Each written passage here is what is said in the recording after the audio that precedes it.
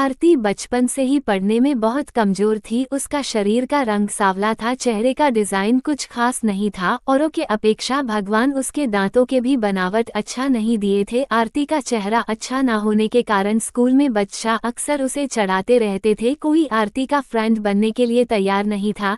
जब आरती अपने गाँव के गालियों से गुजरती थी, बगल में खड़े लोग भी अपना मुंह फेर लेते थे। आरती को इस बात से बहुत ज्यादा पीड़ा होता था। वो यह नहीं समझ पा रही थी, क्योंकि वो बहुत छोटी बच्ची थी। आखिर बात क्या है? हमारे चेहरे को देखकर लोग अपना मुंह क्यों छुपा लेते हैं?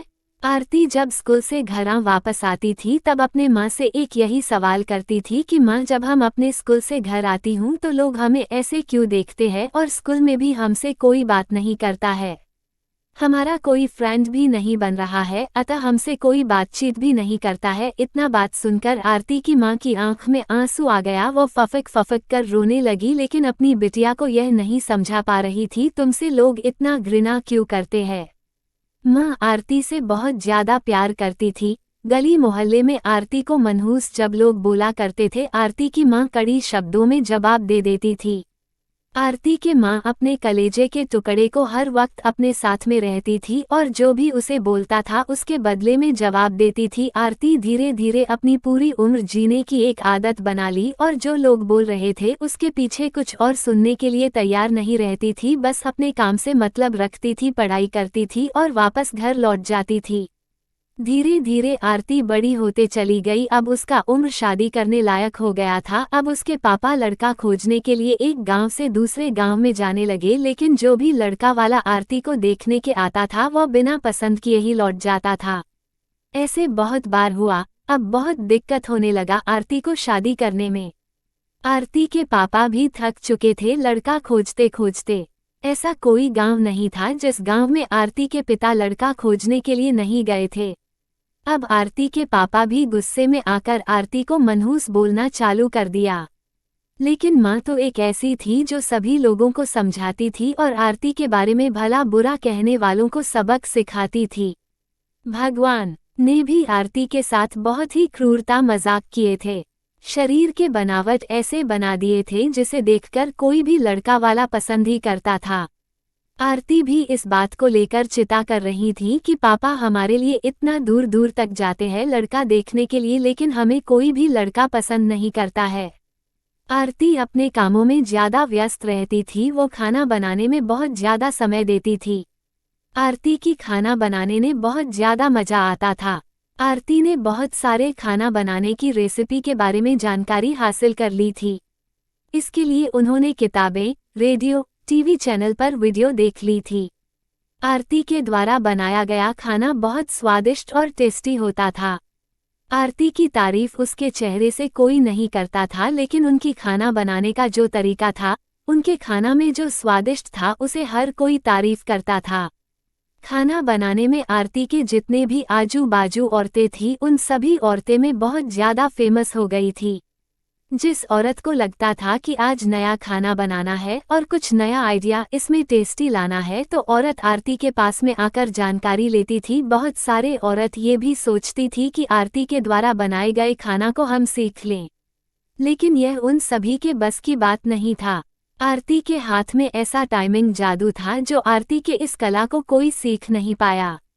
आरती का जीवन और उसका लाइफ चक्र उतार चढ़ाव में कटता रहता था। माता पिता और रिश्तेदार बहुत कोशिश कर रहे थे कि आरती की कहीं न कहीं शादी हो जाए। बहुत कोशिश के बाद माँ पापा ने एक लड़का वाले को मना लिया था। वे सब आरती को देखने के लिए घर पर आने वाला था।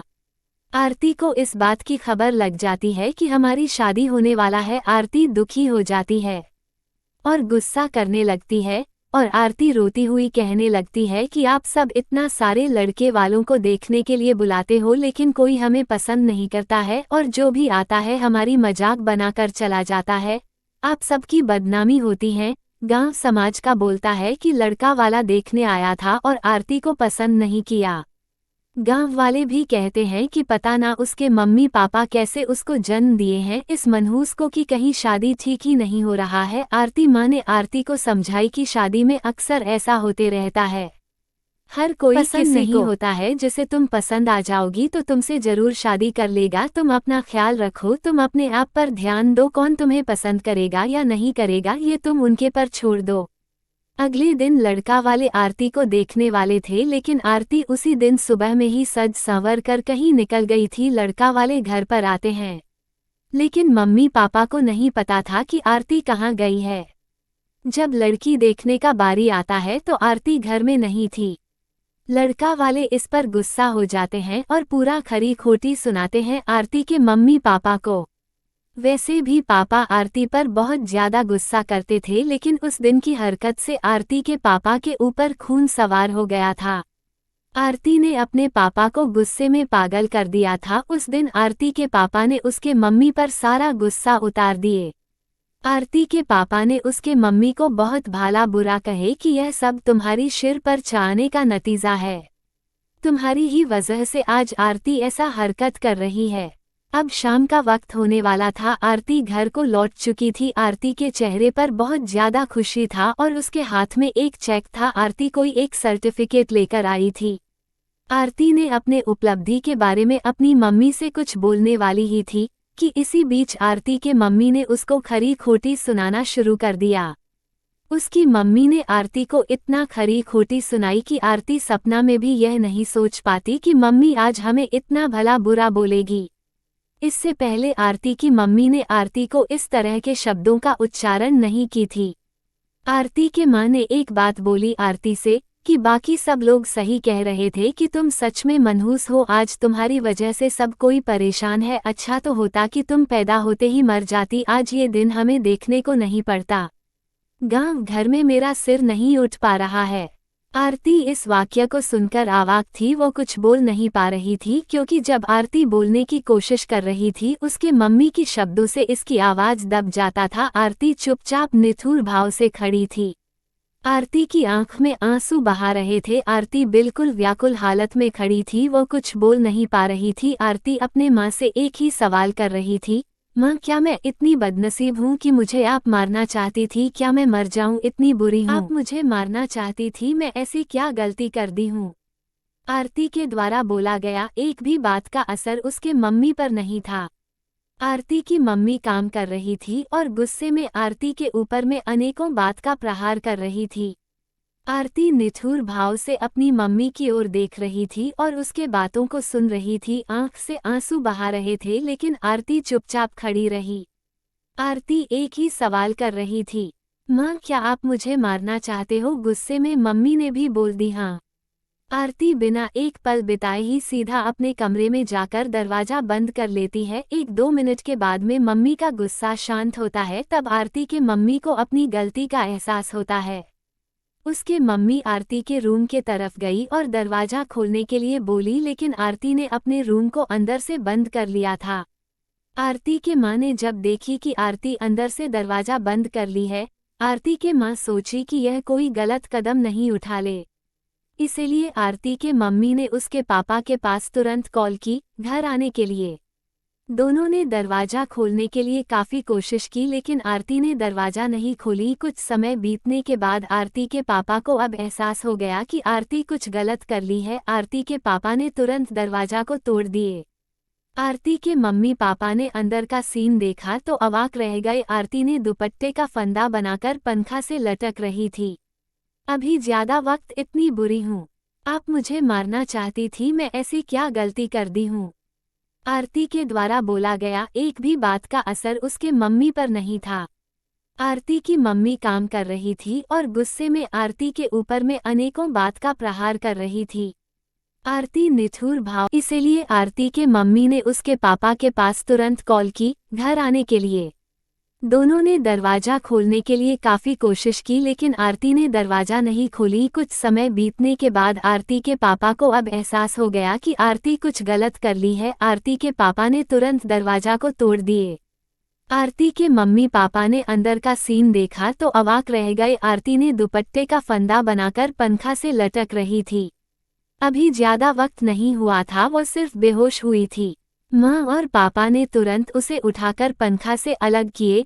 फिर गले से दुपट्टा निकाला और बेड पर आरती को लेटा दिए। स्थिति को देखते हुए उन्होंने तुरंत डॉक्टर को कॉल लगाए। माँ की नज़र अपनी लाडली बेटी आरती के मुट्ठी बांधे होंठ पर जाता है।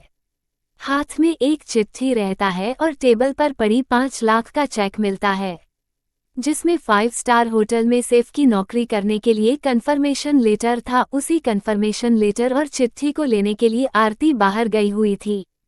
कुछ समय के बाद डॉक्टर आते हैं और आरती का इलाज करते हैं। डॉक्टर आरती के चेकअप करने के बाद बोलते हैं कि शुक्र है लड़की बच गई, कुछ सेकंड और देरी होता तो आज ये लड़की हम सभी के बीच नहीं रहती। आरती बेड पर बेहोश अवस्था में पड़ी थी। डॉक्टर ने बोला कि आरती धीरे धीरे कुछ घंटों में ठीक हो जाएगी, मैं दवा लिख दे रहा हूँ जिसे आप मेडिकल स्टोर से मंगा लीजिए।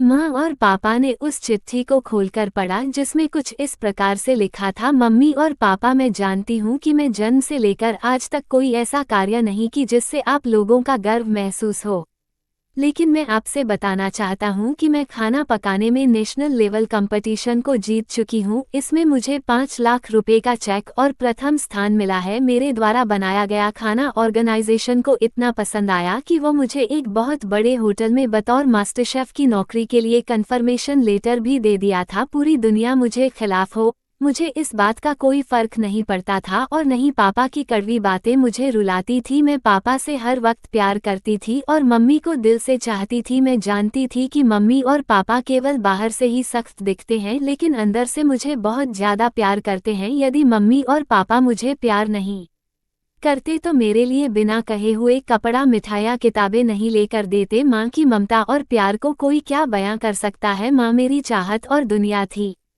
पापा की प्यार मुझे बहुत सताएगी। मैं अब इस दुनिया को अलविदा कह कर जा रही हूँ। मेरी माँ, मेरे पापा इस दुनिया के सबसे खूबसूरत है। मैं जानती हूँ कि आपने कभी ना कभी भगवान से प्रार्थना जरूर की होंगे कि अगले जन्म में मेरे को ऐसे औलाद मत दीजिएगा, लेकिन मैं भी भगवान से प्रार्थना करती थी कि अगले जन्म में क्या 7 जन्मों तक मुझे आप जैसे ही मम्मी पापा मिले। और आज यही प्रार्थना कर रही हूँ। मैं उस भगवान के पास जा रही हूँ जिसे आप लोग बहुत पहले हम हैं वहाँ पर भेजना चाहते थे। चिट्ठी में बहुत सारे इमोशनल बातें लिखी गई थी, जिसे पढ़कर आरती के मम्मी पापा के पांव तले जमीन खिसक गए थे। आरती के मम्मी पापा बहुत पछतावा कर रहे थे और उनके आंख से आंसू बहुत ज्यादा गिर रहे थे। आरती बेड पर भीड़ पड़ी हुई थी। उसकी माँ उसके सिर पर हाथ फेर कर रो रही थी। पिता को बर्दाश्त नहीं हो रहा था, वह भी आरती के लिए जोर जोर से चिल्लाकर रोने लगे।